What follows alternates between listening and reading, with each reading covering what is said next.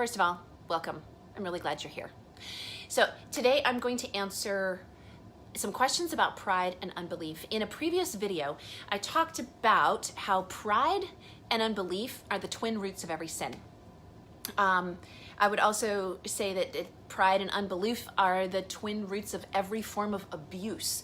And this is Domestic Violence Month. We're in the middle of it right now in October. So when we're talking about abuse and the roots of abuse, how do people become abusive? Where does abuse tied to pride and unbelief are right there, these non-identical twins at the foundation of all of it. So that's what I want to talk about today. And if you've got your Bibles out, we're going to go through some things super fast. Pride and unbelief are both tied, I believe, to a lack of faith and trust in God. When we trust God, we are humbled. We can't help but be humbled when we trust in God because we realize that we are small and He is big, and we are weak and He is strong, and He is mighty and we are simply not. And when we have a really good, solid, healthy comprehension of that, then it removes our pride and it washes away our unbelief. But without that sense of God's greatness and our dependency on Him, we boomerang around this cycle of pride and unbelief and pride and unbelief. And I actually have some stuff I'm going to share with you about that. So spiritual pride is trusting ourselves more than we trust God and the Holy Spirit. And so then you're asking, well, what does this have to do with abuse, Domestic Violence Awareness Month? Why are we talking about pride and unbelief? And what does that have to do with abuse? Well, let's go to the Bible to answer that, because the Bible is where I like to go for all the answers that I have for everything. And you got your pen and paper? Let's write some stuff down. So let's talk about pride first, because pride, again, I'll say it again, pride and unbelief, non-identical twin roots of every form of abuse. Pride leads to, and I'm not just making this up or just like pulling it out of random nowhere. Proverbs 11:12 actually says pride leads to disgrace, but with humility comes wisdom. Proverbs 13:10, pride leads to conflict. Those who take advice are wise. Proverbs 16:18, pride goes before destruction. It leads to destruction, and haughtiness leads to a fall. Pride ends in humiliation, while humility brings honor. The opposite of humiliation would be honor, and that's Proverbs 29:23. Finishing is better than starting. Patience is better than pride. So pride leads to impatience and starting but not finishing. Pride is a silent killer. I see that, Renee Lopez. That's very, very good. I agree. Pride is a silent killer, but in the end, pride talks very loudly. Pride shouts and trumpets loudly. Some forms of pride do, anyway. So let's keep going here. If you're writing stuff down, Job 33:17, He makes them turn from doing wrong. He keeps them from pride. So that means if God isn't keeping someone from pride, then pride leads to what? Doing wrong. Pride leads to wrongdoing. Psalm 73:6, those who are prideful, they wear it like a jeweled necklace and clothe themselves with cruelty. So pride leads to cruelty. In order to be cruel, what must you lack? Empathy. If you are okay being cruel to someone else, it means you don't feel their feelings and they don't have any effect on you. So if you have no empathy, which I have talked a lot about empathy in other videos, but it's going to play big in this one as well. If you have no empathy, you do not feel the feelings of others, you have no connection with the feelings of others, and so pride is connected with cruelty, which means thinking very highly of yourself is connected with thinking very lowly of others and other people's feelings. Now, I'm going to just digress just one quick second here and make a comment about the movement for self-esteem. When we try to instill self-esteem in our children, far too often what we think is self-esteem is actually just plain old pride. And so as a result of that, we end up with children who think that they're better than everyone else, or that they deserve to be treated better than everyone else. And then we have children who end up without empathy, who end up with a very high sense of pride. Well, you know what? Abusers tend to rank very high in self-esteem. Did you know that? Abuse does not generally happen out of low self-esteem. It happens out of a very high sense of pride, a sense that I am entitled to better things than other people. I am entitled to power over you. I am entitled to dominate you. I am entitled to control you. My way is better than everyone else's way. And that can be a very selfish and secular thing, but it can also be a very, very prideful and sanctimonious thing inside a faith community that is driven by a misapplication of scripture and spiritual abuse. More Bible verses about pride. Psalm 73, verse 8. They scoff and speak only evil. In their pride, they seek to crush others. Someone who has high pride seeks to crush other people down. Someone who has, let's go back to that, because I was talking about self-esteem. Someone who has very high self-respect and self-worth because they know how worthy they are, that they know that God values them highly and they find their worth from God. Someone who has high self-worth esteems others highly. Someone who has high self-esteem values others very little because they feel that they are higher and more important than others. So, side note, in all of this, when it comes to raising young people that are not abusive people, one of the things as parents that we want to focus on is helping our children learn how to struggle through things, learn how to have a growth mindset, learn how to work hard through things, but not instill high self-esteem from a sense of pride. Having a sense of worth and respect and pride in a job well done, in perseverance, that is completely different than pride in myself, because I am somehow believing that I am worth more than other people, or that I deserve better than other people. That kind of self-esteem is what drives young people to turn into adults who are bullies.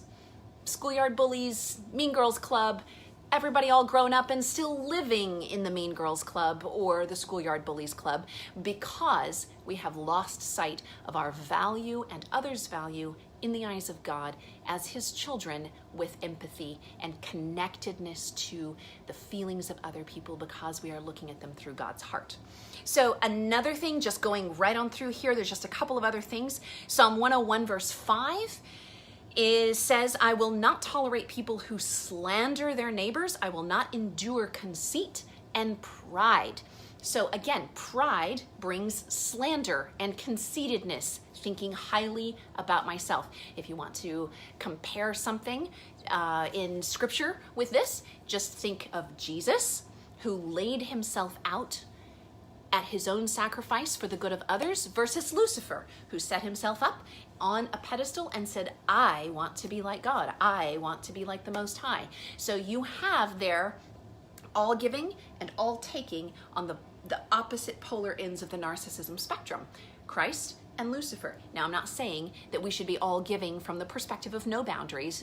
Don't anybody misquote me on that. That's a whole different conversation. I'm talking about the spectrum of narcissism and how we warp it with self-esteem instead of God's worth. Because when we are tying our sense of value to what other people think of us instead of to what God thinks of us, we are ultimately still, even if we have low self-esteem, we are still rooted in pride, because everything has to do with what other people think instead of how God feels about me as his child.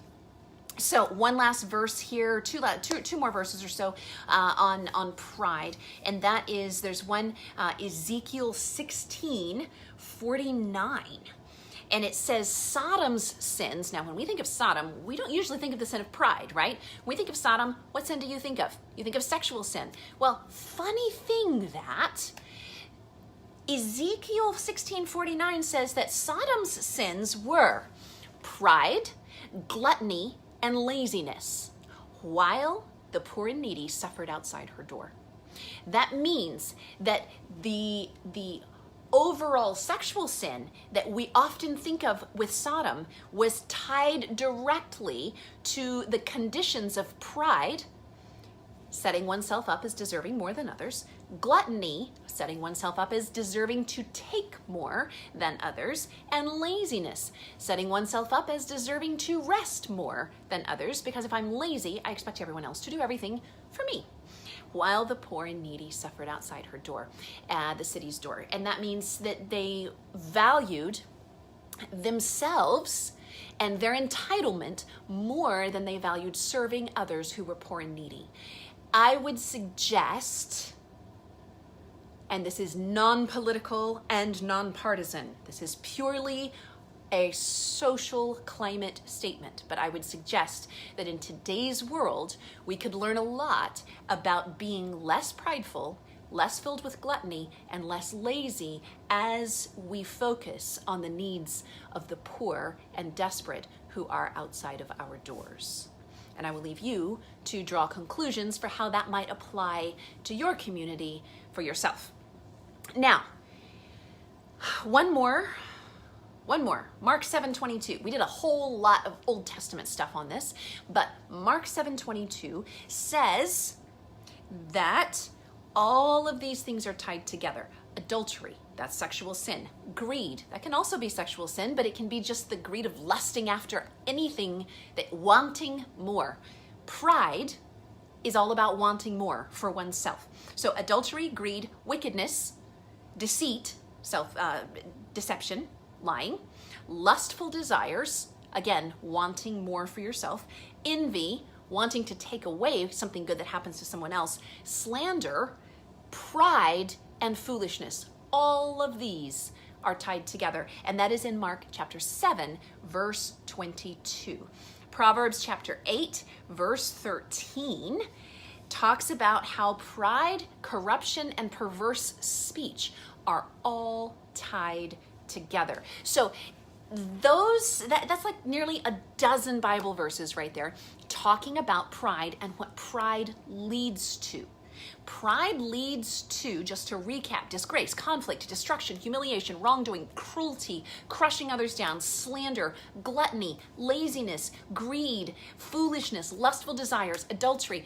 All of those things together are abusive traits of character. So when we talk about how pride and unbelief are together, they are the twin, non-identical twin roots of all forms of abuse. We've just covered pride. Now let's talk about unbelief, because that is the next thing. So again, we're going to go right back to scripture to talk about unbelief and where unbelief comes from, the roots of unbelief and what that does to us as far as empowering sinful behaviors that lead to abusive traits of character or abusive behavior patterns. So, unbelief. Matthew chapter 13, verse 58. There are two texts that I found very quickly that both talk about this. Matthew 13:58 and Mark 6:5. Both of them talk about how the more unbelief we have, the fewer miracles God is able to do. Do you need a miracle in your life? Do you need God to work in some way? If it is not happening, you might want to check with your level of unbelief. Now, I am not saying the whole prosperity gospel kind of thing that if you just believe, you're going to receive anything you ask for, even if it's like a Mercedes-Benz. That is not what I'm talking about. I'm not talking about reaching out and grasping lustfully for material growth or material wealth. Sometimes the happiest people are living in what the world would call poverty, and they are completely at peace, and God is pouring out his blessings on them, but they do not necessarily have cash wealth or material wealth. So do not get that confused. That's not what I'm talking about. But I'm talking about God, our unbelief directly limits God's ability and freedom to act in miraculous divine intervention ways. So here, Matthew 13:58 says, and so he only did a few miracles there because of their unbelief. Mark 6:5, because of their unbelief, he couldn't do any miracles among them except to place his hands on a few sick people and heal them. Mark chapter 9, verse 24, unbelief leads us to a need for help. The father instantly cried out. He says, I do believe, but help me overcome my unbelief. We'll come back to that. Hebrews chapter 3, verse 19. Let me see if I can read my own handwriting here. Hebrews 3, verse 19. We see that because of their unbelief, they were not able to enter into God's rest. So unbelief leads us to a lack of peace, a lack of rest, an absence of calm and contentment. I see a question just popped up on the screen from JD. Curious, can God be limited? Absolutely, yes. I believe that God can be limited. Do you know why? Not because his power and capability is limited, but because he rules based on the premise of complete and total free will. That means that he will not cross boundaries that we set in place for him. If we say in our lives, God, you can come this far and no further, he will woo and entice and request, but he will not force his way past those boundaries without our permission, without our green light and say so. Only Lucifer crosses boundaries. Only Lucifer, only Satan coerces, manipulates, forces. God says, I respect who you are and the decisions that you make. So yes, we can absolutely limit God when we choose to not let him go any further than whatever the cutoff point is. And when we choose not to ask him for help, when we choose not to ask him to intervene, when we choose not to be involved with whatever he's asking us to do. Throughout scripture, over and over and over again, I see all in Deuteronomy and Isaiah and Jeremiah that God said over and over, if you obey, if you do what I have asked you to do, you are choosing to open the storehouses of heaven and let me pour down blessings on you. If you do not obey, then I can't do those things for you. So our obedience versus disobedience, not in a legalistic way, not in a works-oriented way, but we are choosing in that relationship with God. If we decide that we're not going to obey him, then we're breaking out of that relationship and we're doing what we believe is best, which rooted back to unbelief. Unbelief that God knows best and pride that I know better. So when we do that, we are limiting God's ability and freedom, not his ability, but his freedom to bless us because, I mean, goodness, we're not safe to bless. If we're acting out of alignment with what he has told us to do, then he can't pour out whatever he wanted to give to us safely because we're not going to use it for his glory. So yeah, I totally believe that God, by our pride and our unbelief, God can be limited. So other things that unbelief leads to. Mark 6:6. Jesus was amazed at their unbelief. He went from village to village teaching the people, but again, could not do the same kind of miracles. Romans chapter 11, verse 23 says that, hold on, where is it? Romans 11, verse 23 talks about how, here, I'm just going to find it in my paper Bible right here because I have notes and I have my regular Bible. Romans 11, verse 23 says right here, by nature you are a branch cut from a wild olive tree, and if God was willing to do something contrary to nature by grafting you into his cultivated tree, he will be far more eager to graft the original branches back into the tree where they belong. I'm sorry, verse 23, and I just read you verse 24.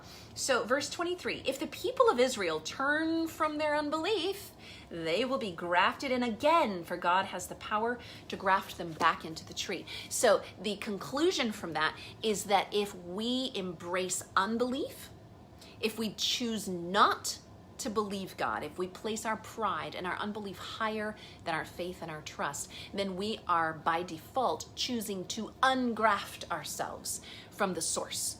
We are choosing to sever ourselves from where he pours his blessing into us by our unbelief.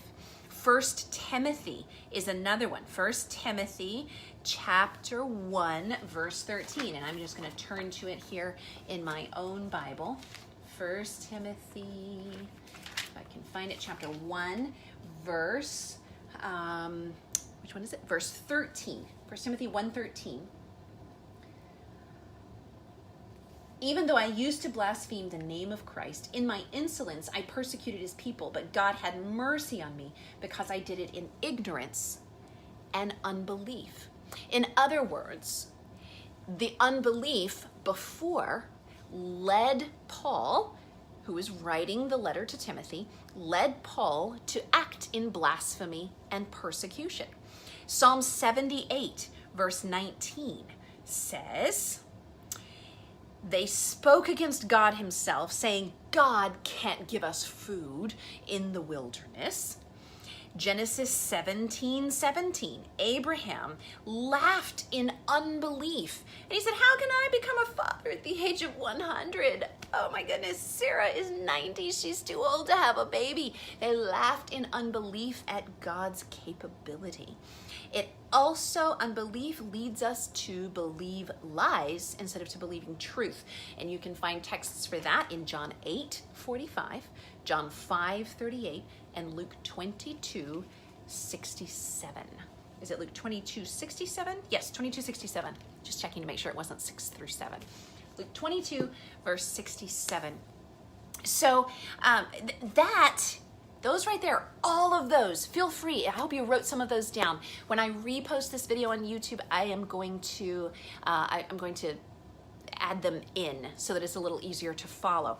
But so here's the questions that I originally was given that I'm using now that I'm answering now, and that was the pre-context. So the question is, how does pride affect us spiritually? Well, pride makes us competitive and unable to love. Pride leads to secrecy and shame. Pride is a barrier to connecting with others because we think so highly of ourselves. It sabotages relationships because it takes offense. It thinks of itself first. It judges others and situations based on its own character instead of on God's character. Next question. Can God work through people who have pride? Well, yes, of course. He does. All the time. You know why? Because there's no human alive and breathing on planet Earth that is actually free from pride. Nobody. I don't care how humble you think you are. There's somewhere in your heart that you struggle with some sense of pride. And God knows this. So God works through people who have some level of pride all the time. However, the more pride is nurtured and indulged, the less free God is able to work through us. So the greater our pride, the more God is limited. The greater our pride, the more likely we are to be abusive to other people because we are thinking of ourselves more than we are thinking of others. So what steps can we take to recognize pridefulness? Well, coming back to pride and unbelief, it's very often that we only look at one side of pride. Very often, we just look at the bombastic side of pride, someone who's really full of themselves and super, just, oh, I'm so good at this, and check me out, and someone who seems to be really full of themselves. But there is another side of pride that is very, very common in faith communities that we don't really talk about so much, and it is just as spiritually toxic and lethal, and that is inverted pride. Taking pride in feeling inferior, taking pride in undue shame, taking pride in how humble we are, or feeling extremely low self-esteem, which is an inverted form of pride, because if you are feeling completely unworthy and completely disconnected from your value, what we would call low self-esteem, a deep sense of shame, if you're crippled by that, it's not because you are sensitive to how God feels about you, it's because you're tied to your own feelings about yourself, which is just upside down pride. So when we are in, when we are not operating under God's perspective about us when it comes to pride and unbelief. This is an ellipse that shows the cycle of pride and unbelief. Now, when we boomerang around these, I'm going to try to show it without dropping my screen here. When we boomerang around pride, unbelief, this is actually quite common in a situation of abusive behavior, particularly where any form of addiction is concerned. At the top is I can do it, I don't need God's help. Down at the bottom is unbelief. I can't do this and not even God can fix me.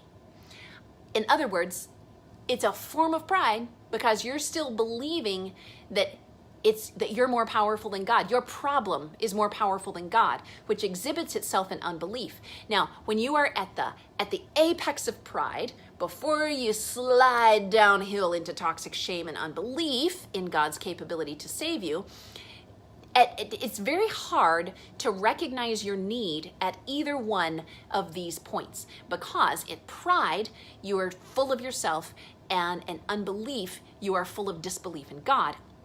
So this equator here, in between those two extremes of the addictive cycle of sin or abusive behavior patterns, right here, this is where God is most likely to be able to get your attention and for you to be able to exit out of that boomeranging ellipse around and around and around between pride in yourself and unbelief in God. And every single form of sin and abusive behavior pattern and toxic interaction with other people and hatred of oneself because of pride is all on this ellipse over and over and over again. Now, let me go back to my notes here. So, when we are seeking to exit out of that, we have to realize that we have to be at that midpoint where we can realize that we are not more powerful than God, either more powerful to save ourselves or so powerful in whatever it is that we're doing wrong that God can't save us either. We have to come to the point of accepting that God is so much more powerful than anything we are capable of, and that the only way we will find healing is to submit and surrender to Him. The way to get that, well, that is what we find when we do to help others. What do we do to help others who are prideful, or when we recognize that pridefulness in ourselves? Two things: a blend of confrontation and acceptance surrounded by the love of God. Confrontation and acceptance surrounded by the love of God. Pride and unbelief are the non-identical twin roots of every form of sinful behavior, including every form of abuse. Now, the question is, how do we learn to let go of these two so that we can live outside of that boomeranging ellipse, that addictive pattern around and around pride and unbelief? Well, ultimately, the gospel. Because the gospel is the antidote to both pride and unbelief on every single level. Here's where we run into challenges with that. When we see God's sacrifice as something we can earn, something that we can give to ourselves, or something that He may or may not want to really give to us, instead of a free gift to me at an infinite cost to Him, well, then we're setting ourselves right back up for more pride. And this is where we come to the sense of empathy tied in with the gospel. Empathy, as I said at the beginning, is the ability to connect with and experience and feel the feelings of someone else. Now, empathy is huge, absolutely huge in our human interactions. And when we talk about empathy, we talk about compassion, and we talk about about understanding how other people feel and empathy as it is connected to our relationships with other humans, our horizontal relationships. But you know what? Not very often do we talk about empathy and how it either supports our understanding of the gospel or nullifies the effect of the cross on ourselves. So I want to talk about that for just a hot second here, because empathy, I believe, the ability to feel the feelings of someone else, has everything to do with how you and I directly experience the gospel. So let's just go back to empathy and let's just say abusive behaviors. Well, so often people who have abusive behaviors, they seem to be completely immune to the fact that whatever they're doing is actually hurting someone else. That when they do that, it makes you cry, and a normal, healthy person is gonna feel bad for making you cry instead of being completely immune to it. So when we lack empathy, not only do we not feel the pain of other people when we hurt them, but also we don't feel their love for us, which makes us this black hole sucking up supplies from other people, trying to find a way to feel loved, but killing our relationships in the process. And so if I can't feel your feelings of pain, I also probably can't feel your feelings of love. So when you say you love me, if I'm completely narcissistic and I'm lacking in empathy, then I can't recognize that your gestures of love actually should awaken something in me. And so I just take and use if that's my framework for life. Now here's the thing. This is where it breaks down into the gospel and becomes something super powerful. If I can't feel someone else's feelings, either of pain or of love, then I have if I can't feel someone else's feelings of love, then I am locked into feeling that I must earn God's favor, because I cannot feel his love if I do not have empathy. If I cannot connect with the feelings of another, then God's love means nothing to me. If I cannot connect with the feelings of another, then the opposite, God's pain, Christ's pain on the cross, his sacrifice, the ultimate infinite sacrifice of the gospel, is wasted on me because I can't feel his pain in my place without empathy. And this, friends, this is why we have to pay attention to the development of empathy and cultivating that and connecting with it. Because if we cannot feel the feelings of others, if we are devoid of empathy, if our children are raised with entitlement and ego to the level that they do not connect with the feelings of others, and we are not helping them to learn kindness and to practice empathy, we are creating a generation that has two options: legalism in trying to earn God's favor, or simply just nullifying the pain of the cross in our place and feeling nothing of Christ's sacrifice for us, which drives us to either reject it wholesale or try to do all the work ourselves. And that is where empathy is so important for the gospel. That is where an understanding of pride and unbelief together and their impact on our comprehension of Christ's sacrifice on the cross for us is essential in order to not end up legalistic or dead inside, or some combination of both, because they can come right together. Consequences are one of the ways that God helps to teach us to hate sin.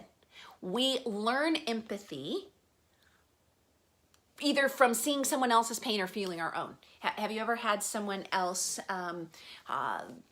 talk to you about, I don't know, a new mom talk to you about how exhausted she is. And you're like, oh, that's really sad. I'm really tired too. I haven't had a lot of me time lately. And you're not married, you don't have kids. I tell you what, that new mom wants to slap you up one side the head. She may not, because, someone told her at some point that slapping people around the side of the head is probably a bad way to win friends and influence people. But deep inside her head, yeah, she wants to smack you because you haven't experienced it yet and you don't understand the pain and you're not showing empathy. Well, from a very small age, let's just say children, hot stove. You say, oh, baby, don't touch the hot stove, sweetie. That's hot, it will hurt. Well, a child is going to learn what hot and hurt means from one of two ways. Either they're going to watch another child touch the hot stove, the kind of child who has to figure it out for themselves, and they're going to watch that child get hurt and go, ow! And then they're going to say, ooh, hot, hurt. That will be, ow, I'm not going to do that. Or they're going to ignore that experience, ignore the other person's pain, not experience that empathy secondhand, and they're going to go touch the hot stove themselves. God uses pain to teach us to hate things that are going to hurt us, i.e. sin. One of two ways, learning from other people's pain or learning from our own pain. When we are struggling with pride and unbelief, that we have not surrendered over to God, we are stubbornly hanging on to our own understanding of things in the world, and we're refusing to accept that God might know things better than us, that God should be in control. We hang on to that control, we hang on to that way of doing it myself, and we refuse to listen to what empathy can teach us. You know what? There is a verse, Isaiah 26:10, that actually talks about this. It says, your kindness to the wicked does not make them do good. Although others do right, the wicked keep doing wrong and take no notice of the Lord's majesty. They lose sense of God's holiness. God even knows that without consequences, without a sense of pain, what we see as kindness to someone when we're removing consequences, it leaves them in their pride and unbelief. It lets them stay there, removed from salvation by their own choices because they are not experiencing the consequences. So the answer, one of the parts of the answer of how do we let go of pride and unbelief is often by experiencing the consequences of living with pride and unbelief. And so we can either experience that through empathy by seeing someone else's pain, or we have to, in order to come across salvation for ourselves, we have to experience it for ourselves, that pain. Is unbelief a lack of something in your life? Oh yeah, absolutely. It's not a lack of some tangible thing. It's a lack of surrender to a relationship and a connectedness of experiencing Jesus' love. It's a lack of Jesus. When we are given over to pride and unbelief, when we, oh my goodness, when we feel strongly that we are right, we are refusing to experience Jesus. We're keeping Jesus on the outside of our hearts. So, question, how does Satan use pride and unbelief to trap us in sin instead of relying on Christ? Well, when bad things happen, we unconsciously blame God, or sometimes consciously. We withdraw, we try to save ourselves. We remove every barrier against not yet. So we try to save ourselves. We slap fig leaves all over it, basically, just like Adam and Eve did in the garden. So God says, do this or don't do that. We do the opposite. We decide we know better. That's pride in ourselves and unbelief in God, those twin roots of sin. And then when we realize, oh my goodness, we really messed up, then we're like, I'm gonna fix it myself. And that's what Adam and Eve did when they went, instead of running to God, they went and they tried to cover themselves up. They realized their nakedness and they tried to cover themselves up with fig leaves. So when we get that emotional wound, then we try to cover it up with some kind of toxic vow that says, this is how I'm going to prevent myself from getting wounded again. And that becomes this soundtrack of lies in our minds, and how I am going to fix this. I'm never going to be pretty enough. I'm never going to be smart enough, so I'm not going to try. That's how I'm going to fix it. And then those toxic lies and that soundtrack of lies with that vow, it turns around and becomes a habit that informs our choices, and it sets us up for another emotional wound, and we just wash, rinse, repeat, and boomerang around again that pride and unbelief cycle over and over and over again. Now we can replace that by, instead of agreeing with the lie and then making this vow of how we're going to fix it and then trying to fix it with our own mental soundtrack, we can replace that with a truth statement using scripture to remind our brain and our heart of what God says in this situation. Change the lie by replacing it with a statement of truth. And that becomes a truth soundtrack instead of a soundtrack of lies, which informs our habits, because our thinking informs our feeling, which informs our actions, which informs our habits, which defines our character, which dictates our destiny. Thinking, feeling, actions, habits, character, destiny. It all starts with how we think. So, I have to tell you a really cool example, and I'm going to kind of wrap up with this story.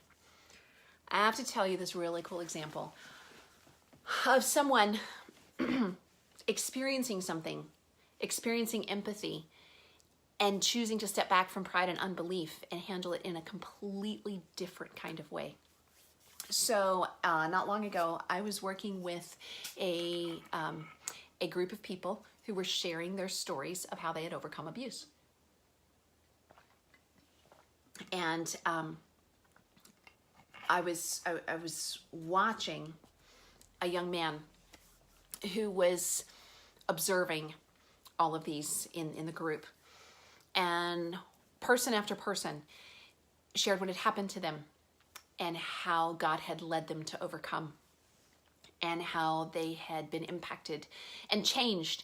And in the process of hearing all these stories, there was also a lot of education on the different types of abuse. I've actually published a blog article on the 12 different types of domestic violence and all these different types of abuse and what falls under each one. So I will link to that after the video's done.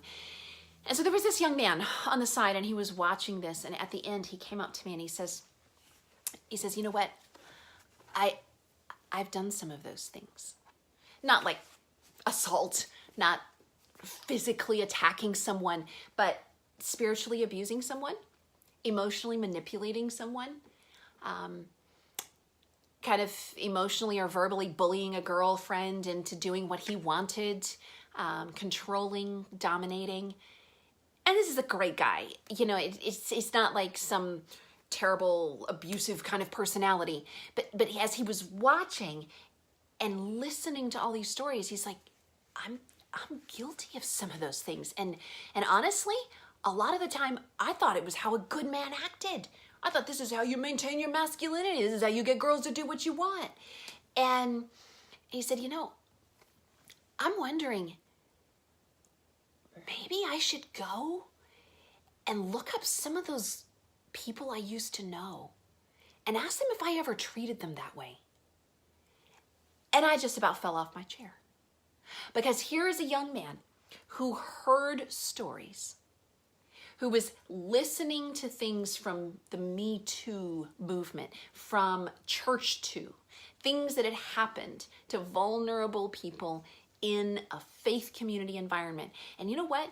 Instead of his first reaction being, they don't know what they're talking about, they're probably just making this up, he was listening with a heart to understand, and he was checking with himself and his conscience, and he was saying, you know what? I bet I could make some things right. I feel moved to go look up people from my history and ask them if I ever treated them in any of those ways. And if I did, I want to ask their forgiveness. I want to say I'm sorry. And I got goosebumps because to me, that was healing to hear. I'm not one of those women from his past. He's never done anything wrong to me. He's never been anything but just a great friend and a colleague. But the conscience, The absence of pride and unbelief, the recognizing of past pride and unbelief moved my heart. And I told him, I said, oh, please do that. Do that. You will be restoring the picture of God's character and love and humbleness to every single person that you go and talk to. And at the same time, you will be setting an example to other men who may be realizing, and hey, women too, if the shoe fits, but he's a man, I was talking to him and other men. If other men are sitting and realizing, wow, I have just learned that this type of pride and unbelief, this type of emotional bullying, this type of spiritual domination, this type of verbal control, all of these things, these are actually forms of abuse. This is a form of domestic violence. This is perpetrating acts of distrust and mistreatment on other people that I should be valuing and cherishing and at least treating with respect in my life. And if he did that, I said, young man, you will be setting an example for every good-hearted, godly, fine Christian man who hears about that and has thought to himself, I wonder what I could do. How can I be a better godly man? How can I be a better healthy leader in a climate where there's so much vitriol and hatred and questioning and doubt, and yet so much room to raise the bar in how we treat each other with honor and respect between the genders and from men to men and women to women, as humans, as children of God.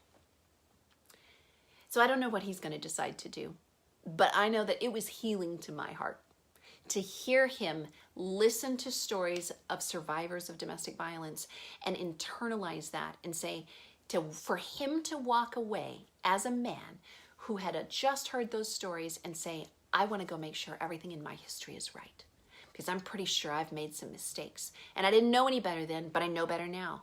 And I'm going to do better. I'm going to be different than that. I want to make it right. I want to clear that history. I want to ask forgiveness. My goodness, it restored something in my heart about the character of God, seeing a godly young man want to take that kind of action. And I just have to share that story because somewhere there's a woman who's watching this right now, and you needed to hear that there are that kind of men out there.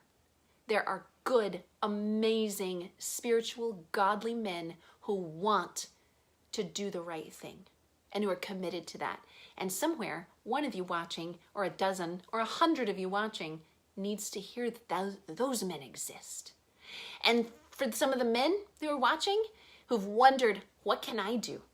How can I move past the pride and unbelief in my life now that God is showing me a better way to handle things?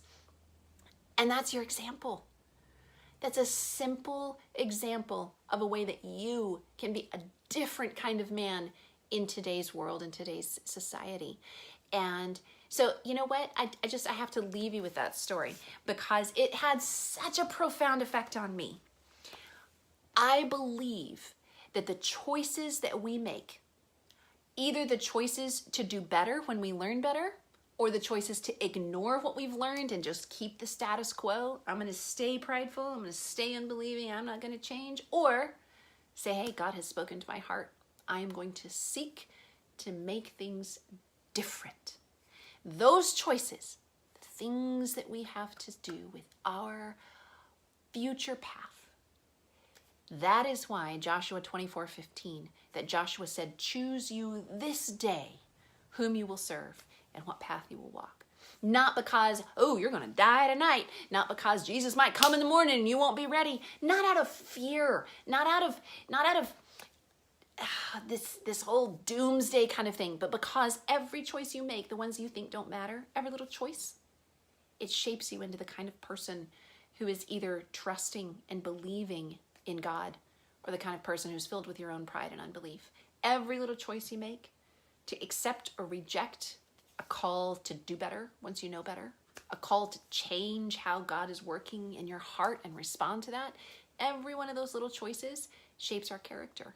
because it starts with our thoughts and moves to our feelings and moves to our actions and moves to our habits, which shapes our character, and that's what ultimately decides our destiny.